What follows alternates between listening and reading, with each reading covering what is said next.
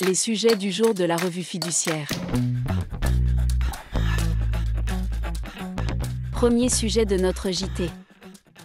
Relevé des frais généraux. Un relevé des frais généraux doit obligatoirement être joint à la déclaration de résultats lorsque les frais généraux excèdent un certain seuil, fixé par la loi, pour une ou plusieurs catégories.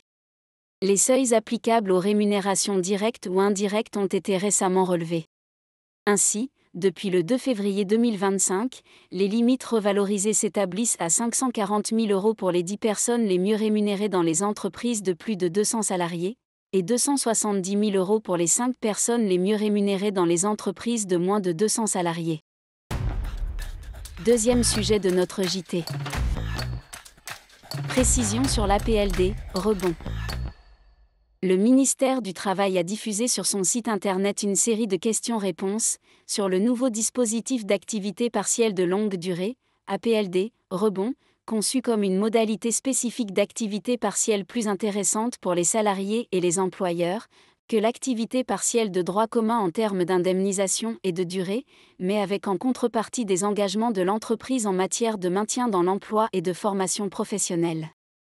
Les questions-réponses du ministère apportent toute une série de précisions relatives notamment au contenu du préambule de l'accord collectif d'APLD rebond, aux engagements en matière de maintien dans l'emploi et de formation professionnelle, aux salariés pouvant être placés en APLD rebond, au volume de réduction de l'horaire de travail, au renouvellement de la demande de placement en APLD rebond, à la mise en œuvre d'un accord d'APLD rebond couvrant plusieurs établissements d'une même entreprise ou d'un groupe, à l'articulation de l'APLD rebond avec l'activité partielle classique, ainsi qu'avec un plan de sauvegarde de l'emploi.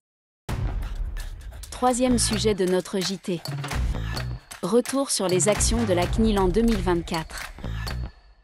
La CNIL a récemment publié son bilan annuel 2024. Il retrace ses actions autour de ses 4 missions, à savoir informer et protéger le grand public, accompagner et conseiller les professionnels et les pouvoirs publics, anticiper et innover pour construire le numérique de demain, contrôler et sanctionner le non-respect des normes, et notamment du RGPD. Fait marquant du bilan 2024, les contrôles et sanctions se sont traduits par une hausse significative du nombre de décisions rendues par la CNIL.